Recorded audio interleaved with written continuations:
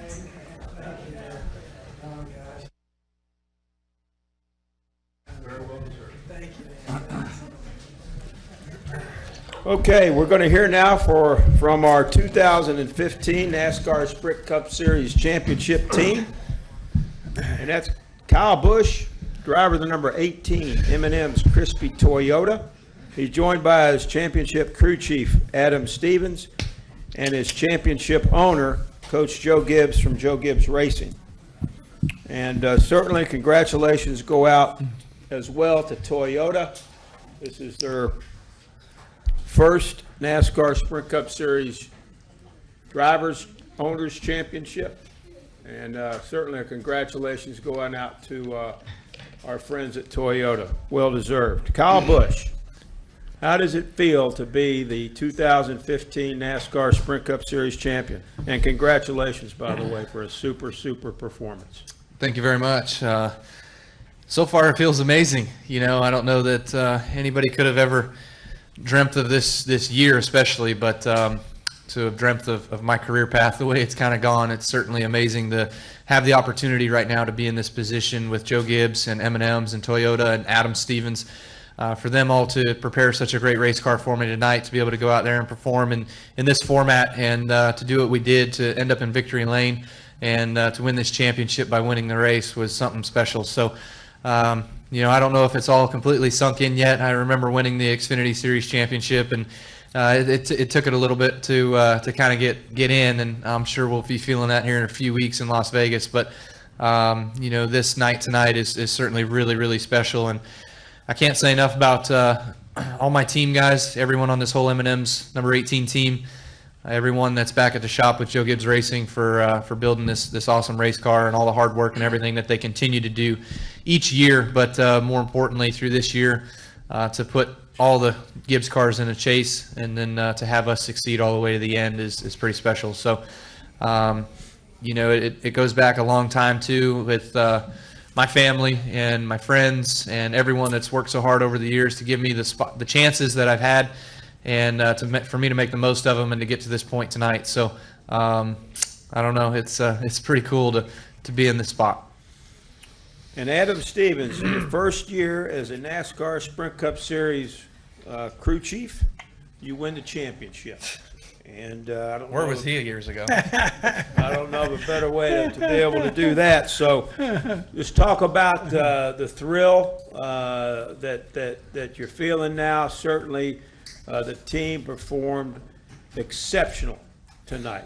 And you got to talk about that and all the preparation. Talk about that, if you would, Adam. Well, you know, I'd be lying if I said I've had any idea what we've even accomplished this year.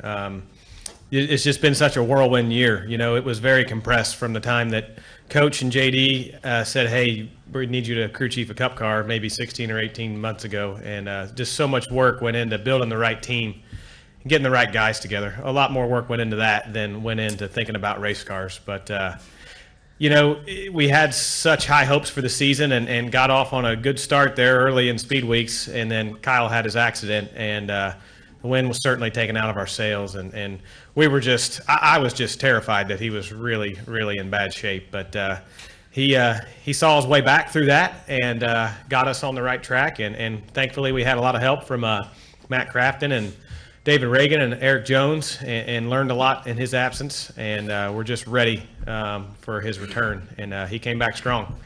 So that's a testament to his hard work and dedication, and it got us to where we're at today. Thank you, Adam. And Coach Gibbs, you've won championships at several different levels, obviously, at the top of your profession. This has to be one of the best ones, I would think. But just talk about what it means to win the Sprint Cup Series championship at Joe Gibbs Racing. It's a thrill. It's been 10 years since we've won one. And I think the thrill of this is everybody that gets to go with you. And I left some people out tonight. Hey, Jimmy Maycar, when we first started, was our crew chief, ran everything at our place. And thankful for him and Patty. And then Todd Meredith, I didn't want to leave him out this time. He runs all of our present operations and everything, all the hard work. Everybody back at the shop.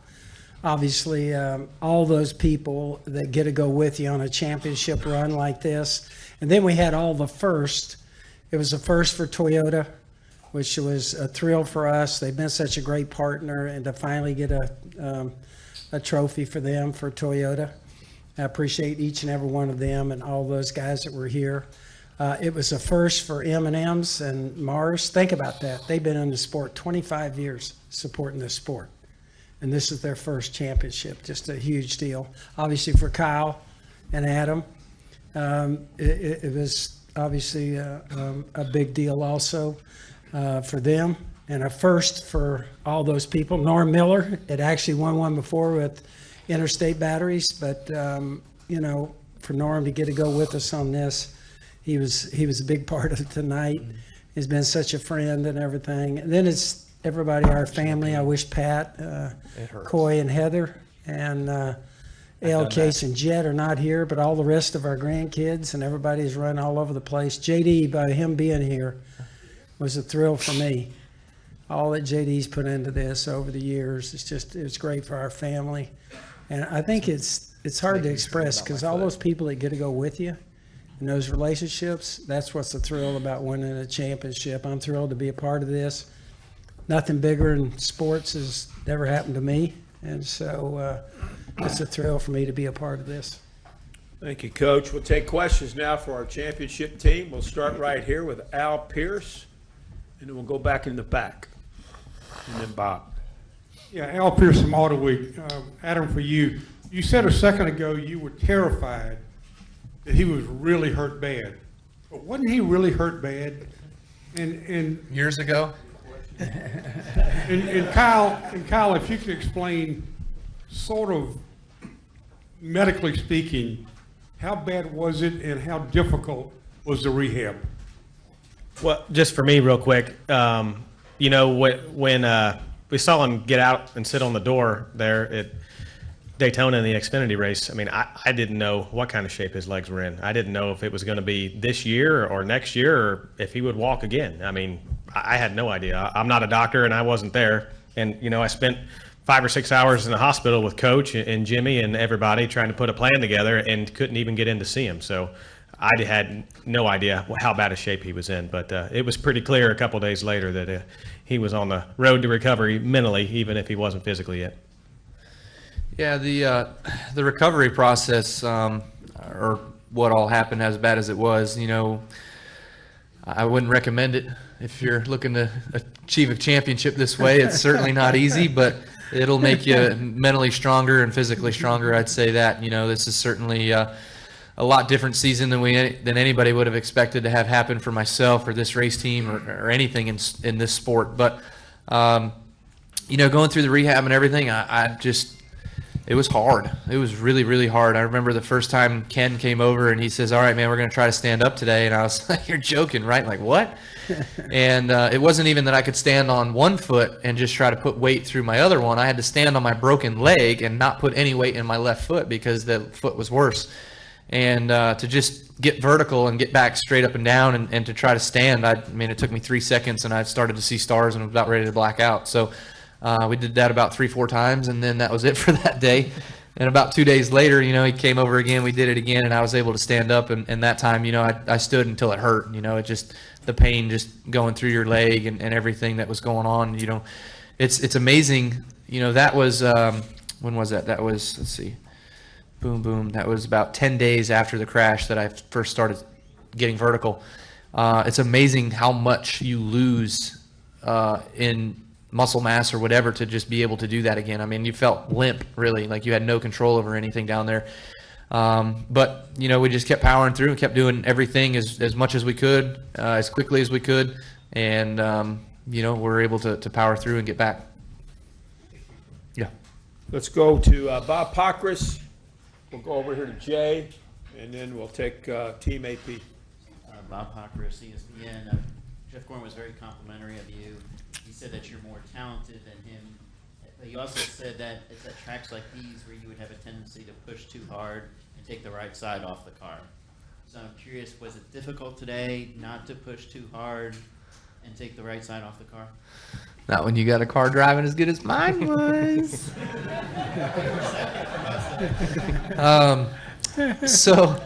Tonight, I mean, when we unloaded here and we started in practice, you know, we were loose and kind of a little out of control, but Adam was making some really good changes and the car kept coming to me, kept getting better and better. And we got it to where we wanted it. I mean, I was really pleased and happy. I was like, man, I think we kind of got something, you know. We weren't the best on the lap tracker, but, you know, I remember winning California years ago and we were 25th on the lap tracker and Dave was worried as heck. And I'm like, don't worry about it, bud, I got this. And, you know, today it was kind of the same thing. You know, I think we were 8th or 9th. I mean, we were good, but I was actually shocked and surprised that the top didn't come in as much as we expected it to. I mean, Larson kind of got it going there. I think he was one of the only cars that could really make time up there tonight. But it took so long for it to get going that it never really paid off all that well, I guess. But our car, man, we worked on our car all night, all weekend long of just being able to work the bottom, the middle, the top, and just work our car all over this racetrack to make sure that we had the drivability in it to be able to maneuver and be anywhere that we needed to be and not just stuck to a particular groove. So that really worked for us. It was really smart execution all weekend long, and you know, really good adjustments and calls by our team, Adam Stevens and our engineers and everybody did a real good job. Let's go over here to Jay Busby. Hey, Busby, Yahoo Sports. You've had both positive and negative major life events in the last 9 months. Aside from having a sweet new trophy, how are you different as a driver and as a man than you were this time last year? I don't know exactly. I mean, that's probably more of a question for my wife maybe or Adam, but I don't know. I guess I feel more at peace a little bit. You know, I've always thought that I've been in this sport and been kind of, not because of things that have been said to me, but just because of, you know, you just feel like you're fighting for a job. There's always younger, better people that are coming up through the ranks behind you. So I just kind of was like, you know what, if I'm meant to be a race car driver and if I'm meant to be a champion, then I'll continue to be here for the long haul. So I might as well just stop focusing on worrying about my job and just let it be. And that seemed to help, but also just going through the rehab process, I think really just made me more mentally tough and to understand that I know what I can do physically and mentally. When you're doing some of those moves, you know, in therapy, when Ken wasn't with me, he'd give me a list of things to do and I just had to do it. You know, you don't know how many times I just wanted to stop and just be like, you know what, I'm not going to do the rest today, but I powered through it and did what I needed to do, did what I could do, plus some. You know, when Ken would tell me just do 10 reps of this at this weight, I was always like, I got more than that. I'm doing 12 at this weight, you know. So it was just something that pushed me and gave me that drive to be, I guess, the man and person I am right now. All right, we'll go to Mark or Dan, whoever wants to go first, and then we'll go to Nate Ryan. Dan Gustin, Associated Press. Joe, you've now won more Cup championships and Super Bowls. Is it time for a new nickname? Time to retire coach? And what does it mean to have now found more championship success in NASCAR than you did in the NFL? Yeah. Boom, Well, baby. yeah, I appreciate that. Obviously, like I said, you can't. The Super Bowls were awesome. It was a different role for me over there. I came over here, and I told everybody that over here I'm not the technical person. Some of the owners are. I'm not. And so my job is to try and help pick the people. And then I have the real thrill, the first of every month, trying to pay the bills. It's a different You kind and me of both, thrill. brother. Don't give me that. And so he told me on the way over here in the car, he said, I should have waited to extend my contract after this. So anyway, but, you know, with JD, the front office, everybody there, it's just a thrill for all of us. And certainly for our family. Got my grandkids in there. They're back there running around. And we got a second generation coming to the race shop, and be all those guys. So it's a thrill for us. It's a thrill for me to be in two sports like that. I love football, and everything that I got to do there is just a thrill for me. And then to come over here and have two great experiences. You realize in life, most people never get one. They never get to have one. And I've had two. And so believe me, I know how blessed I am, and I appreciate that. And I thank the Lord every day. And I'm very thankful for having a chance to do this. Go ahead, Jenna. Jennifer, AP. Kyle, I know you said only 10 days in you were starting rehab. So were you ever concerned about your career, like that you would even be able to get back in the car? Well, just to clarify, it wasn't 10 days I started rehab. Actually, it was, let's see, Saturday, Thursday. It was that following Saturday. So it was 7 days after I started doing something. You know, it wasn't much, but I just started doing something. It was 10 days when I started to stand. But what was the question? In that short period. Right. Were you at all, were you ever worried about your career? Am I going to drive again? Right. Yeah, initially for sure. When I had the crash and when I knew instantly that the right leg was broke and the left foot was broke, I was really worried. I was actually like, I don't know if it flashed before my eyes or if I just thought it, but it was like, man, I'm gonna have to go back to laying decals. You know, I was like, man, I don't know if I'm ever gonna be able to get back in a car again. I just didn't know how severe it was, you know. But fortunately, you know, for me, it wasn't that bad, and was able to put it all back together and be here today. But it did worry me for sure. You know, it crossed my mind. I mean, I was thinking too, for Samantha and for Brexton, I was like, man, my wife's pregnant and I got no job, you know? So I was a bit worried, but you know, I think that's just the sort of emotion that goes through in that particular moment. But past that, everything's kind of gone really well, and to be back in this place that I am right now is even better than I was before. Let's go to Nate Ryan, and then we'll go to Don Coble. Nate Ryan, NBC Sports on your left column. Oh, No, you're good. Go ahead, Nate. Thanks. Going back to the championship celebration tonight, normally when you're walking across the stage on the front stretch, reaction is decidedly mixed compared to tonight when it was all cheers. It seemed like it was really, really well received. That might have been partially because... You mean they weren't just saying my name tonight? Yeah. Might have been also they were tossing free M&Ms and T-shirts, but it seemed like people really were excited for you and happy for you and across all fan bases. Do you feel like winning this championship might change that perception that people have of you? Like, does becoming a champion maybe change things a little bit from that perspective?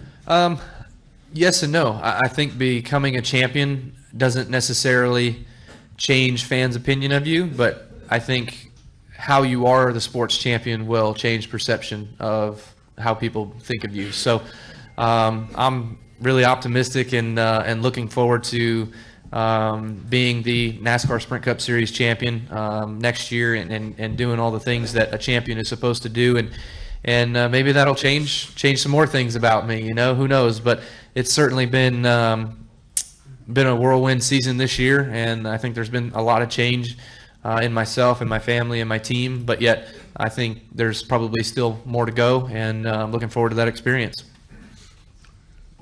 Let's go to Don, and then we'll go to George, and then Tom.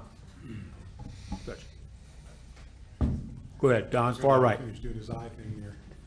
Don Coble with Morris News Service. When you made your comeback in NASCAR, said, okay, here's what you have to do to qualify for the championship. It was mixed. You know, there were some mixed feelings like, well, that's a really impossible, it's a really difficult step for you to reach. To you, because it was such a challenge, was that a driving force for you? I think it was, yeah. And actually, as a matter of fact, you know, when we heard all of that, you know, Joe went to bat for me, Toyota went to bat for me, everybody went to bat for me about how it wasn't fair. But regardless of whether it was or not, you know, we set forth and did the path that was given to us by NASCAR to go out there and win races and score enough points to become championship eligible for this chase for the Sprint Cup Series championship. But I think the time in which it really set forth in me was after Michigan. You know, we had a couple of good races. We were going to finish top 5 our first night out at Charlotte.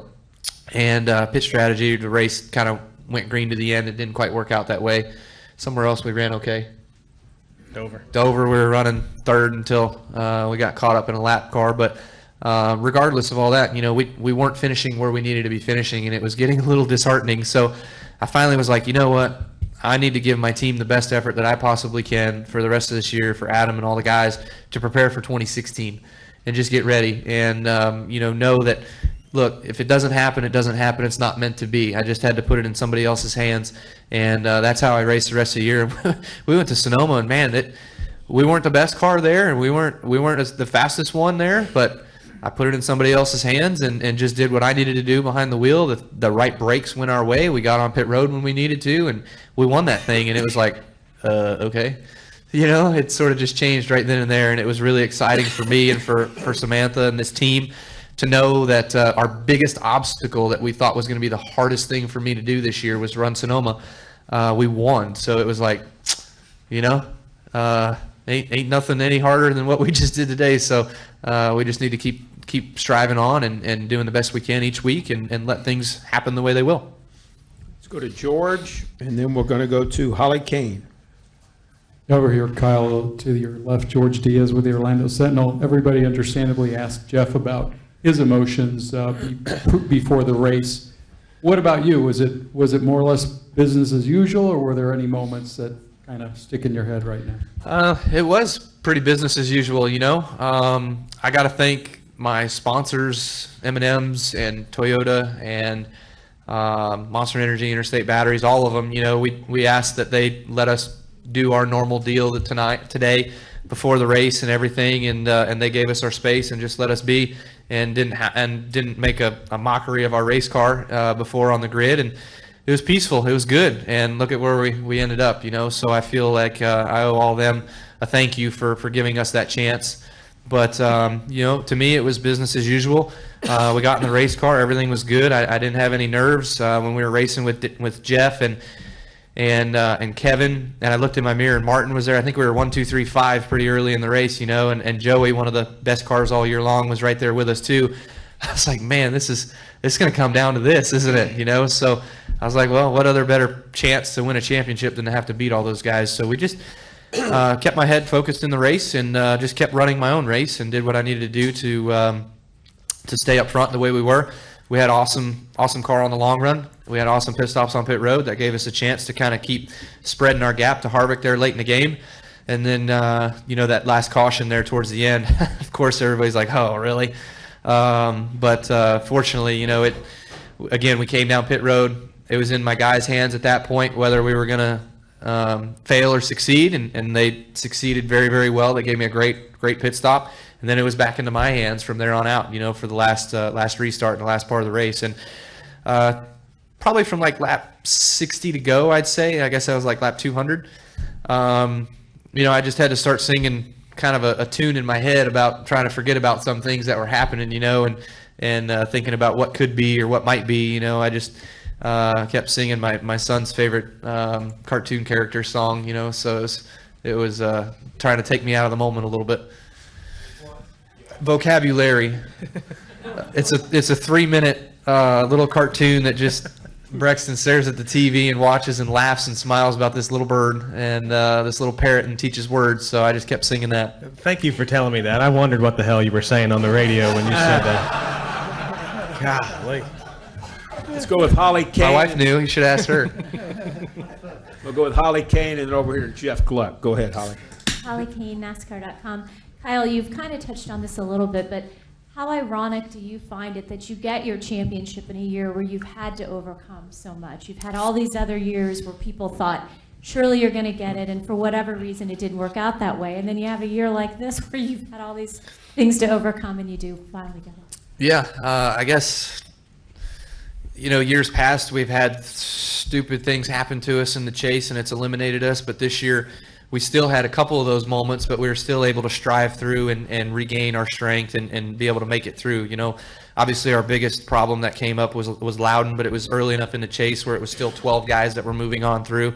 And it wasn't like, I guess, Logano at Texas, you know, that would have eliminated him, I guess, if it wasn't for being able to win any more races. But, you know, we had that, and then we had the Charlotte incident with Kyle Larson, but we were able to overcome both of those things, and we went to Kansas, one of my most detrimental places of going to, I guess, and who would have ever thought Kyle going to Kansas would be a top 5 finish? You know, the last 2 races I've run there, top 5, so we're good. But yeah, I mean, the huge tragedy in the beginning part of the year, I guess, maybe just fulfilled everything of past years in the chase, but we got it out of the way early enough that we were just able to have a smoother season at the end. And I finally won my first chase race. Thank you very much. Yeah. There you go. All right.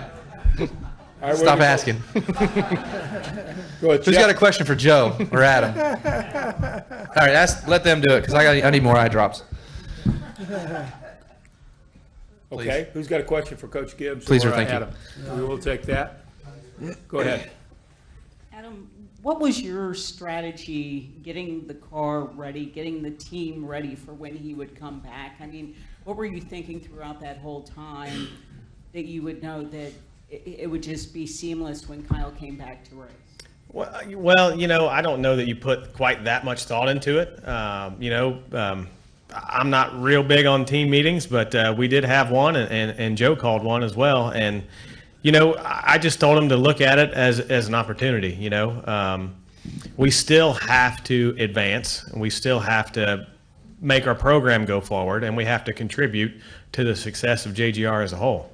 And the guys that chipped in, you know, Matt and David and Eric just did a tremendous job. And when you have somebody else in the seat, you get a different level of feedback. You get a different kind of feedback. And I think that helped us develop our setups and our notebooks in a way that maybe just Kyle driving wouldn't do. So it has its pluses and its minuses. You know, we didn't have the most top 10s or top 5s to show for it, but we had a few. And we learned something every weekend we went to the track based off their feedback and their experience. So that was huge for us to move forward and be ready. Go ahead, Jim. Jim Utter, motorsport.com. For Coach, obviously Kyle has enjoyed tremendous success in NASCAR, and a lot of people would say this was his one missing ingredient, was the Sprint Cup Series championship. But as Jeff Gordon noted earlier today, he's only 30 years old. So now with Kyle Busch with the Sprint Cup championship, have we seen the best he has, or is there still maybe scary for his competitors, even better to come? Well, I think when we talked about those past times that we missed stuff in the chase and he fell out for one reason or another, I think a lot of that was us, the race team, broke apart. And last year we couldn't avoid that. It was just two cars hit us and we were trying to be real conservative. So I think in a lot of ways he was ready, but, you know, our race team probably wasn't ready.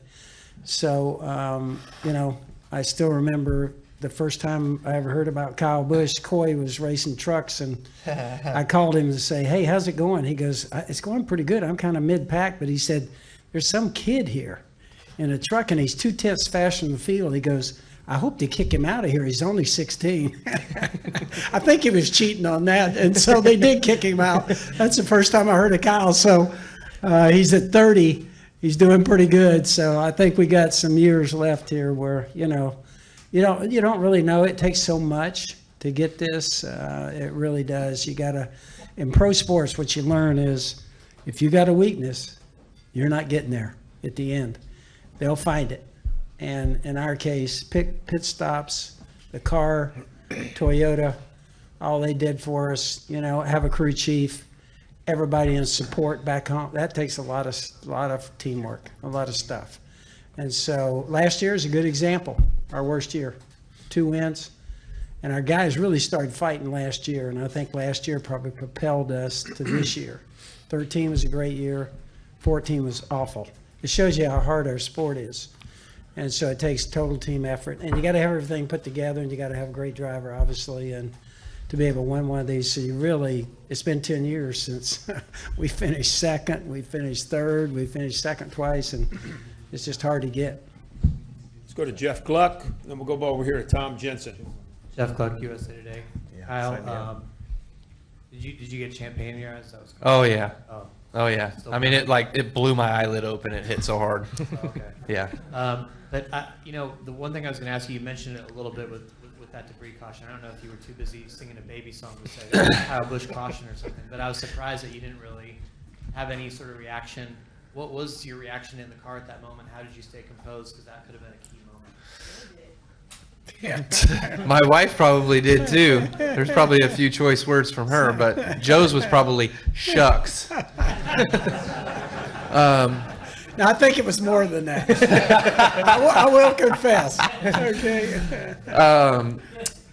I think I just knew the greater picture, you know. I expected it. I just didn't know when it was going to come. You know, I didn't know whether it was going to come with 50 to go, 40 to go, 30, 10, whatever. You know, I just sort of expected it. So I had my mindset that if it did go green to the end, great. And if it didn't, then I just kept continuing to think about how my car was driving that entire run in order to make sure I gave the right information to Adam so he could make some really good calls and adjustments for us for the short run or whatever it became, whenever that caution became, in order to get us ready to win the race.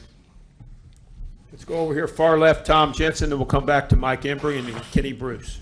Hey guys, Tom Jensen, FoxSports.com. For anyone who wants to answer this, you guys got really hot in the summer. You won 10 of 13 races. Kyle, you won 4 out of 5 no matter what happened. Seems like you won every week. And then after winning the first 2 races in the chase, you guys as a team didn't win any of the next 7. Was there any concern coming into this weekend that you had fallen behind, or were you confident of the speed? Sure, Adam. Well, all right. You know, no, not at all from me. You know, we got on a hot streak there in the summer, and if you recall, we had a chance to win the next 2 after that. And I ran them. The 18 team. Yes, exactly. And I ran them out of gas at Pocono after we sat on the pole. And then that kind of put us back on our heels a little bit, thinking about points. And then we got to Watkins Glen and had a chance to win that one. And I convinced myself that everybody else was going to run out and we were going to have a green-white checker, and we were saving fuel for that. And had I turned them loose on that one, we could have won that one too. Could have won Bristol pretty easy, but I had them speed on pit road. Somebody said, you can't speed in this segment. Don't worry, go hard out of your box. One thing I know for sure, Kyle can find a way. Good or bad, he can find a way. So yeah, we had speed. We led the most laps at Chicago. You weren't asking for a dissertation of race by race, but no. So no. And then the chase started, and it's about accumulating points and keeping your average finish up. And that was my mindset and our mindset going in. We weren't going to pass an opportunity for a win, but we were going to make sure we had the finishes and scored the points. And then we had that issue with the flat tire at Loudon, and it was on again. You know, we had to make sure we had a good finish. We weren't at win at all cost situation. But so you kind of piece your way through the chase like that, making sure you get yourself in this position, and then you get to release the beast at the Homestead, and that's what we got to do. Let's go with Mike Embry, and then we're going to go to Jordan. Mike Embry, USA Today. Right. Kyle, you and Kurt started out racing big wheels against each other. Now you've got matching championships. What was your meeting with him like after the race? It was cool. You know, certainly, you know, being my brother, he is my brother. We may not see eye to eye all the time, but, you know, it's certainly a great opportunity for our family. I think the Busch family, just to share in that moment. I was here for Kurt's championship when he won, and I was the first one to his car. I was in his window before he even got out. So that was pretty special. I remember that still to today. You know, I remember sitting back at his motorhome watching the TV on the outside and just kind of seeing how it was all playing out. And I remember when, you know, when his wheel fell off, I did the same old Busch thing that we always do. It's like, oh, it's over. That's it. You know, darn, what am I here for now? Kind of thing. And he brought it back and he won, you know. So it was pretty cool to have that. But, of course, my mom and dad, they're both here as well, too, tonight. I can't say enough about them and all the sacrifice and everything that they've put forth over the years to give us this opportunity, both of us this opportunity. And you know, it's funny because driving my parents' stuff, you know, we only went to, if I level it out in racing, we only went to level 2 driving my parents' stuff. That's all we could afford. You know, I have driven somebody else's car since I was 16 years old. So it's pretty amazing that I've been able to make those ways through the racing ranks and here to today. And I can't give enough credit to my dad for everything that he taught me. I mean, and my grandmother and my mom, you know, my mom and my grandmother, they were up in the grandstands filming the races. You know, when my brother and my dad were racing, then when I was old enough to hold the camera, then I filmed it. We'd always go back and we'd watch it on Sundays, you know, during, before, or after a Sprint Cup Series race, whatever it might have been. And then, you know, when I started racing, poor old grandma, she had to do the cameraing. You know, she was a bit older in age, and it wasn't always the best, but we got what we got. And, you know, we deciphered through the video, and my dad was there teaching every step of the way. So all the credit for us being who we are as race car drivers, goes to Tom and Gay for sure, but Mom and Dad. And funny story, my dad told me, actually, I was in the hospital room the night Samantha delivered. He says, "You know what this means, right?" "No, tell me." Tom's greatest literature is that he goes, "Do you want your kid to race?" I'm like, "I don't know. If he wants to, that's fine. He can race if he wants to. Otherwise, we'll find something for him to do." "Well, you do know I'm pretty good at figuring out whether they're good or not. So I'll be sure to let you know pretty early." And I was like, "Well, thanks, Dad. I'll be sure that it's you that tells him he can't drive and not me." All right, let's go to Jordan, and then we'll come down here to Kenny Bruce. Jordan Bianchi, SBNation.com. How you kind of touched on it a little bit, but fairly or not, the rap was you couldn't win the chase and you couldn't win a championship. You put both those to bed tonight. Any vindication of that? No, just went out and executed. We did our job. To me, it was just another race. It was a race that had greater responsibility and greater stakes, but in the end, it was another race, and we knew if we won this race that we would be Sprint Cup Series champions and be sitting here talking to you as late as it is and still having people waiting out there to do more photos, so it's pretty cool. Let's come down here to Kenny Bruce, and then we'll go to Steve Richards. Kenny Bruce, NASCAR.com, for Al and for Adam. And you've spoken a little bit about this, but given your illustrious chase career up until this season, did you prepare yourself any differently coming into this year's chase, or was it just a carryover from how successful you'd been after your comeback that you were just able to carry that forward into the chase and didn't really have to worry about it? And for Adam, were there any concerns that if something happens, you're in one of these, "Oh no, here we go again"? The situation for me when, like I mentioned earlier, when we went and finished 43rd at Michigan, that's when I was just like, all right, forget it. Just race the race car. Don't worry about running up front and winning and being fast and this and that. Just let it come to you.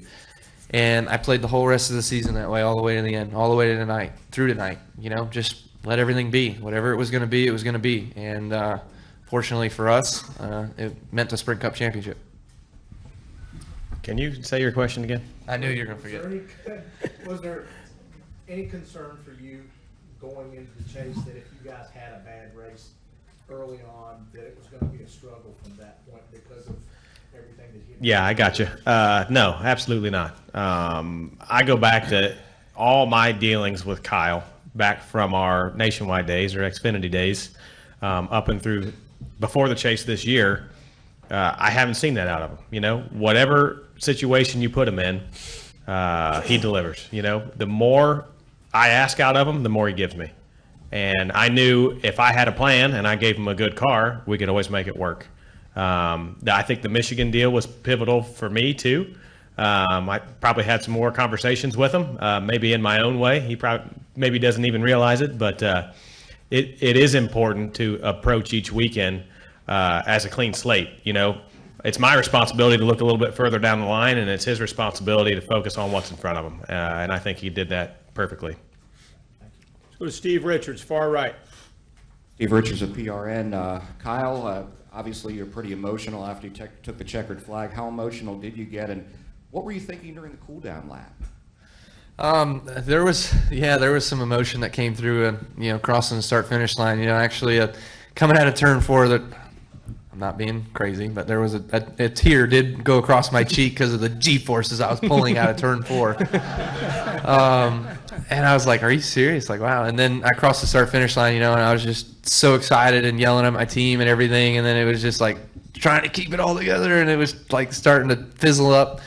And fortunately, just I don't know. I thought of a lot of different things in that moment. Crossing the start-finish line, I just remember thinking of everything that's gone on this year, thinking of my wife and Brexton and this race team, and then I thought of how long M&M's has been in the sport and how much it means to them, and Toyota's been in the sport. This is a first for them. I mean, just so many cool things of this night and winning this race and what it meant, that it all was just kind of starting to come into my mind. And that's why I was singing vocabulary so much for earlier in the race, I was trying to get all that out.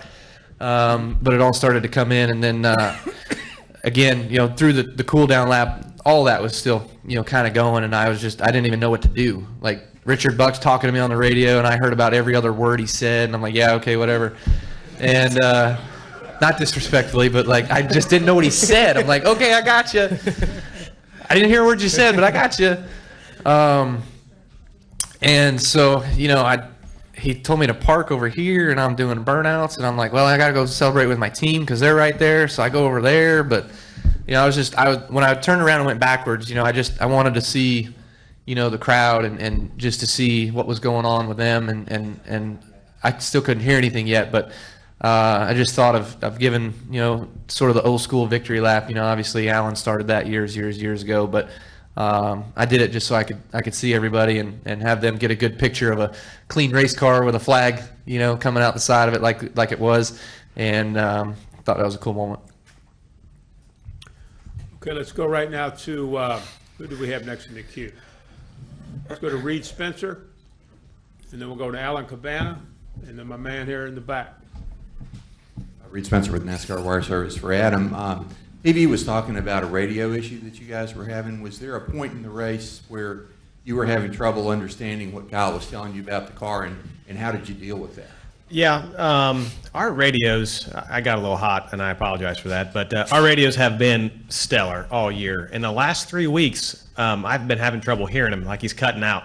I think we have an antenna problem or something, but the odd thing was people beside me could say, oh, he said this, and I'm like, how in the heck can you hear him? And I got this 30-foot pole with an antenna on it, and I can't hear him, so I got a little flustered, but the spotter could hear him because he always had line of sight to the car, so I got everything that he said. It was just had to be relayed, and then we got to where we just communicated on the front stretch, and that worked fine, but it was just a bump in the road. It wasn't a real problem. Let's go to Alan, and we'll go over here to the left. Alan Cabana, Fox Sports. Coach, this championship came the same year you guys expanded to 4 teams. Where are you at? Right here. All right, my bad. And maybe all you can answer this too, but I mean, professionally, financially, was that a risk, and did expanding to 4 teams help achieve this goal? I would say definitely it's a risk.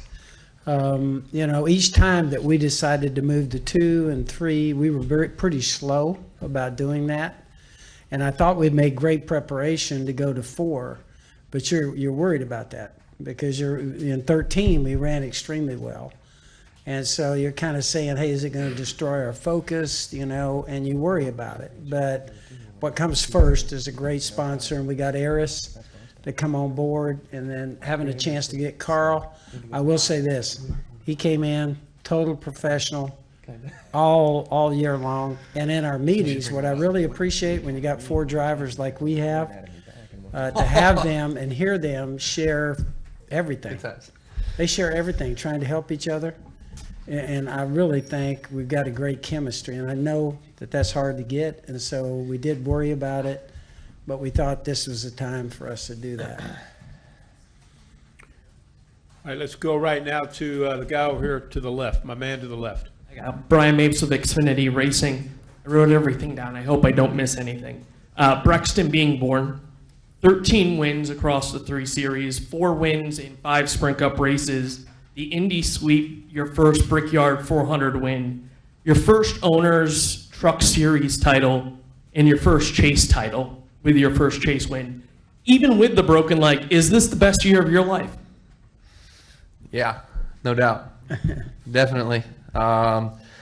I don't know how you top this, but I'd sure like to see. I've definitely won more races in a season. I've definitely, I don't know. We got married for a season, but I don't think anything tops this year. This is certainly pretty special, and wouldn't do it without everyone that surrounds me.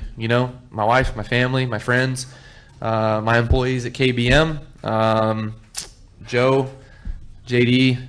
The team at JGR, Adam, Aubrey, and it's just cool to hear all that kind of rattled off. It's pretty special. But you surround yourself with good people in business and in sports, and it sometimes will more than likely pay it back.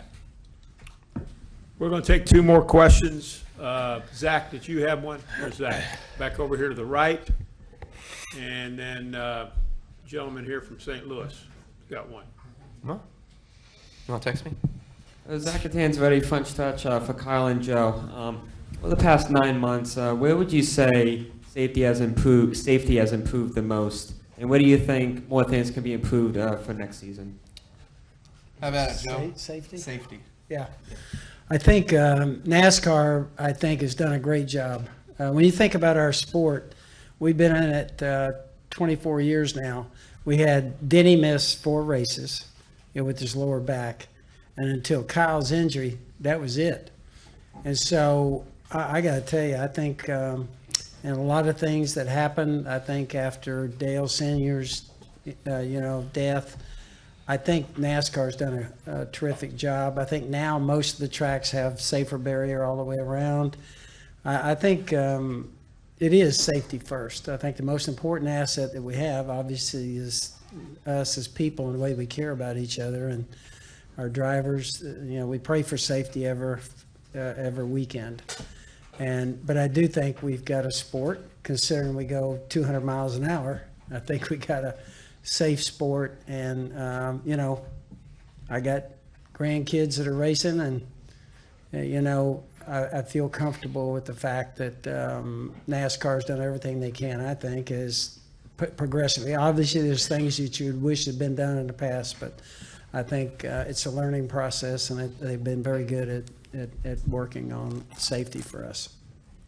Final question right here.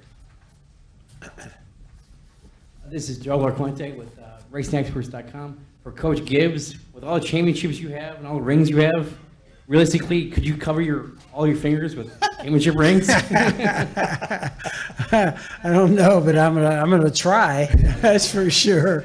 But it's interesting. I try and keep those things at the race shop, and it's fun for people when they come in, when they go on a tour. And I would say this to everybody here. It's amazing how many people come in our race shop every day.